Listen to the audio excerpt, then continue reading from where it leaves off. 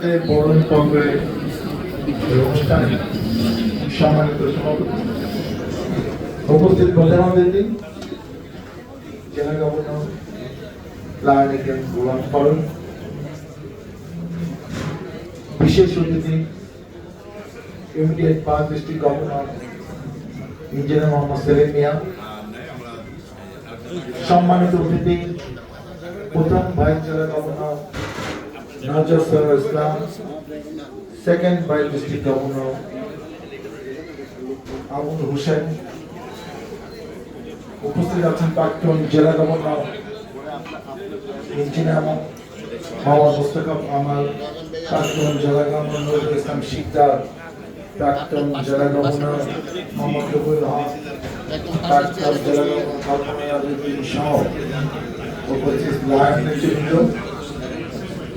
ও লিওবৃন্দ, আসসালামু আলাইকুম। প্রথমে আমি ধন্যবাদ জানাই, শুভেচ্ছা জানাই নতুন সদস্যকে, যে একটি সুন্দর অ্যাক্টিভ লায়ন্স ক্লাবে শান্তিতে হয়েছে এবং এবছর যারা দায়িত্ব পালন করছেন এই ক্লাবের নতুন সদস্য হিসাবে তাদেরকে আমি শুভেচ্ছা জানাই।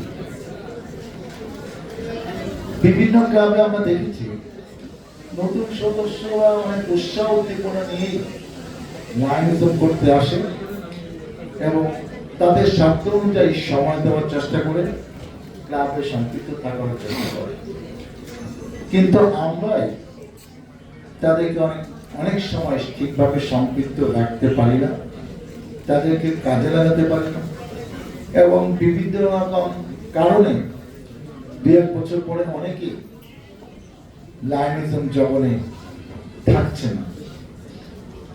আমরা আশা করছি যে যারাই আসবেন যে ক্লাব তাদেরকে কাজে লাগাবে, গুরুত্বপূর্ণ পদ দেবে, কাজ করার সুযোগ দেবে, সার্ভিসে ইনভলভ থেকে তাদের মেধা প্রকারকে কাজে লাগালে আমরা অনেকভাবে বেনিফিটেড হব। অনেক যোগ্যতা সম্পন্ন লোক যারা ব্যক্তিগত জীবনে প্রফেশনালি অনেক ভালো ভালো কাজ করছেন, সেরকম ব্যক্তিদের কিন্তু আমরা লায়নিজমে খুব বেশি কাজে লাগাতে পারি না। আরেকটা জিনিস হলো মূল্যবান কথা, অনেক আগে নওজোদাপা এক জায়গায় বলেছিলেন যে আপনি যত পরিকল্পনা করেন, কনভেনশনে যত বাজেট থাকেন, গভর্নর যত এফিশিয়েন্ট হন, কনভেনশন চেয়ারম্যান যত অভিজ্ঞ হোক, যদি আমাদের নিজেদের মধ্যে ফেলোশিপ ফ্রেন্ডশিপ না থাকে এবং যদি ওখানে প্রতিদ্বন্দ্বিতাপূর্ণ নির্বাচন হয়, তাহলে কোনোদিনই কোনো কনভেনশন এক্সপেক্টেড হবে না।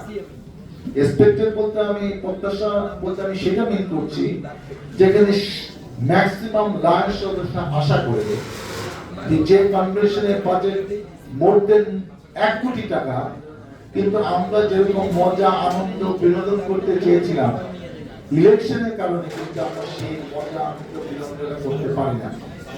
নেতৃত্ব তো ইলেকশনের মাধ্যমে হয়, কিন্তু আজকে দেখেন B1 B2 B3 তে কি হয়েছে সেই কথা আমরা সবাই জানি, আমি আজকে কোট করব না যে B2 B3 এক্সপেক্টেড গভর্নর হতে পারে না, B1 এ হয়েছে। আরেকটি ক্লাবে দেখলাম যে একদিনে 700 মেম্বার ড্রপ হয়ে গেছে। বাংলাদেশের প্রেক্ষাপটে লায়নিজমে কিন্তু একটা দুর্যোগ শুরু হয়েছে, আমরা অনেকে টের পাচ্ছি। বাংলাদেশ আমার গভর্নর হয়ে গেছে একটু আগে, কিন্তু এটা আমাদের সবারই দায়িত্ব এই দুর্যোগ বুদ্ধি কৌশল মেধা প্রজ্ঞা দিয়ে এটা মোকাবেলা করা। যেমন গত বছর আমাদের এই ডিস্ট্রিক্টে একটা ঐক্যমত হয়েছিল যে আমরা অন্তত কয়েক বছর যাতে ইলেকশন না হয়, গত বছর হয় নাই, আমরা আশা করছি এবছর হয়তো হবে না। কিন্তু আমি যে কথাটা বলতে চাই, ইলেকশন করে ইলেকশন 2 রকম হয়, অনেক জায়গায় আলাপ আলোচনা কিন্তু সিলেকশনও হতে পারে। আমরা গুড লায়নিজম চাই, আমরা চাই যোগ্য নেতৃত্ব আসুক, কিন্তু যে কোনো মূল্যে একজনকে বানাতেই হবে সমস্ত কিছুকে ওভারকাম করে, সেটা মনে হয় প্রয়োজন নাই। এখন অনেকে আমাকে আঙুল তুলে বলতে পারে যে এটা তো আরো আগে যদি আপনি বুঝতেন তাহলে ভালো হইতো। এইটা উত্তর আমি অন্যভাবে দিব যে হ্যাঁ টেবিল তো বলে আমি বুঝছি, সেটাই বা কম কি। আমাদের আসুন আমরা এই ব্যাপারটা নিয়ে সবাই ভাবি, অন্য ডিস্ট্রিক্টে কি হয়েছে এটা ইম্পর্টেন্ট না, কিন্তু A1 যেটা আমাদের প্যারেন্ট ডিস্ট্রিক্ট, সেটা অনেক কোয়ালিটি রাজ মেম্বার আছে, অনেক কোয়ালিটি পাঁচ ডিস্ট্রিক্ট গভর্নর আছে। আমরা বসে যদি কয়েক বছর এই ব্যাপারটাকে মাথায় নিয়ে নেতৃত্বকে সঠিক জায়গায় তুলে দিতে পারি, তাহলে বাংলাদেশের জন্য একটা বিরাট অগ্রগতি হবে বলে আমি মনে করি।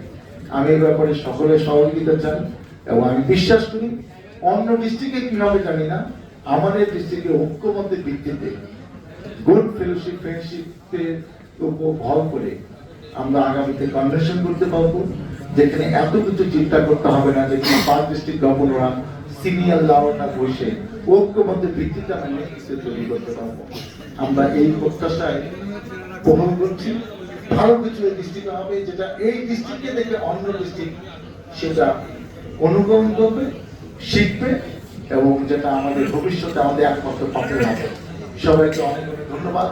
আগামী দিনে গুড লার্নিংয়ের জন্য আমরা সবাই ঐক্যবদ্ধ থাকবো, এই প্রত্যাশা ব্যক্ত করে শেষ করছি। আল্লাহ হাফেজ।